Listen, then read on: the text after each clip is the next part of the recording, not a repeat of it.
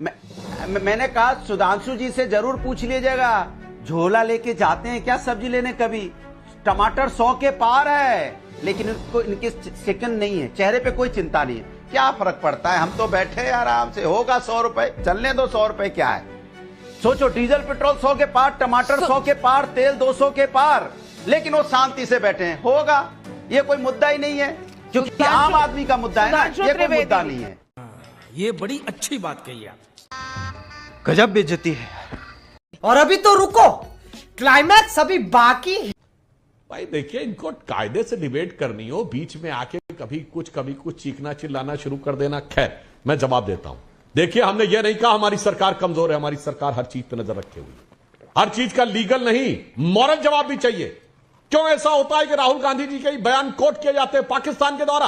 अरे आज तक कांग्रेस के भी इतिहास में कोई ऐसा प्रधानमंत्री नहीं हुआ या उनका ऐसा नेता नहीं हुआ जिसको जाके उन्होंने कोट किया हो पाकिस्तान ने। मणिशंकर अय्यर और सलमान खुर्शीद गए थे कि नहीं पाकिस्तान, और ये कह रहे हैं कि आप हटाइए मोदी जी को, शर्म आनी चाहिए। ऐसा तो कभी नहीं हुआ इंदिरा जी के जमाने में, नेहरू जी के जमाने में, नरसिम्हा राव के जमाने में।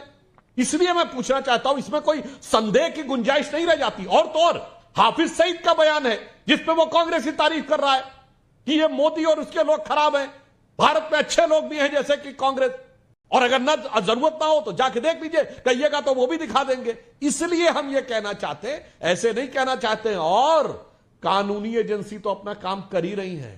उन सबको तो जितने ये लोग थे वो सब तो हैसियत में आई गए, हुर्रियत वालों से लेके सारे। मगर देश की जनता ने भी सब कुछ देखा है और वो भी उस बात का सही प्रत्युत्तर दे रही है। इसलिए मैंने ये सवाल किया था कि जिसको भारत के विश्वविद्यालयों में कोई नहीं बुलाता, उनकी सरकार में कोई नहीं बुलाता, उन्हें अचानक विदेश में ये कौन से प्लेटफॉर्म हैं जो बुलाते हैं और कहां से जाके वो भारत विरोधी ही बात करते नजर आते हैं। इसलिए सिंपल सी बात। और रही स्मृति ईरानी के चैलेंज की, तो राहुल गांधी जी को याद रखना चाहिए, पॉलिटिकल चैलेंज दिया था तो अपनी खानदानी जागीर से उड़ गए थे। और जहां तक लीगल चैलेंज की बात है तो वो भारत के उन चंद नेताओं में से एक हैं जो अदालत की चौखट पर मुंह की खाकर माफी मांग चुके हैं चौकीदार चोर वाले बयान के ऊपर। और वो भारत के उन चंद नेताओं में से एक हैं जो फिलहाल मुचलके के ऊपर हैं। वो भारत के चंद नेताओं में से एक हैं जो आरएसएस पर टिप्पणी करने के लिए मुकदमा अभी भी देख रहे, झेल रहे हैं। अरे कहना क्या चाहते हो? बड़ा हरामी हो बेटा।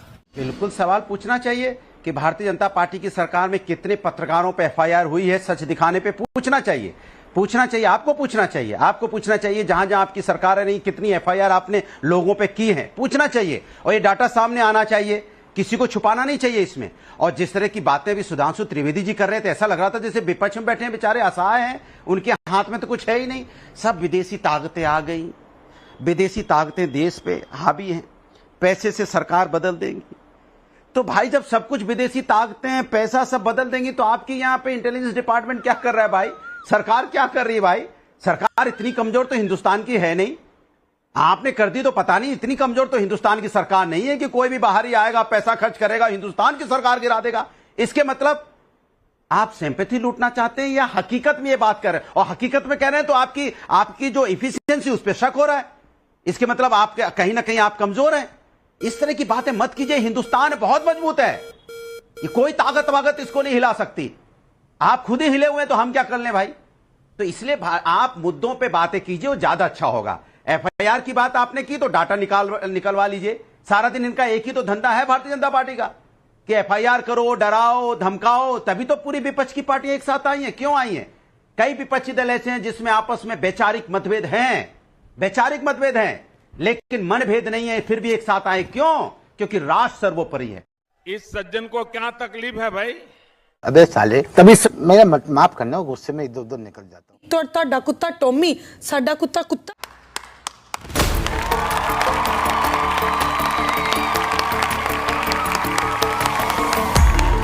दोस्तों ऐसे ही वीडियो देखने के लिए हमारे साथ जुड़े रहें सिर्फ देसी न्यूज़ पर।